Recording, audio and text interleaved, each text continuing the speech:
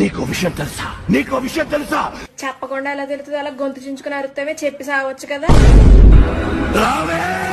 ఎక్కడికి రావచ్చు దొంగ నా కొడక? అట్లక్కడ ఎర్రగా కాల్చి పిర్ర మీద వాతలు పెడతాను దొంగ నా కొడక. ఇంట్లో పనులని నువ్వు చేస్తావు వస్తే నేను చచ్చి 3 రోజులు జరిగింది.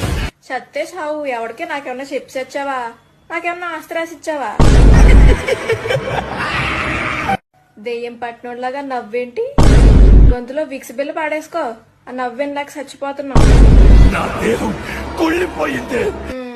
అందుకే రోజు సబ్బుతో మంచిగా రుద్దుకుని స్నానం చేయమని చెప్పేది. సరిగ్గా స్నానం చేయకపోతే అలాగే దేహాలు అయ్యి కుళ్ళిపోతాయి. వదలకపోతే చీపురు కట్ట తిరిగేసి ముడ్డు మీద వాతలు పెడతాను. ఒకసారి చెప్తే అర్థం కదా నీకు? మేము బొమ్మలు అయ్యి కొను. నువ్వు బొమ్మలు అయ్యి అమ్ముకోవాలంటే పక్క వీధిలోకి వెళ్ళి అమ్ముకో. మా ఇంట్లో చిన్నపిల్ల ఎవరు లేరు. పొద్దున్నే బొమ్మలు అని అమ్ముకుంటాను. నీకు విషయం తెలుసా? నీకు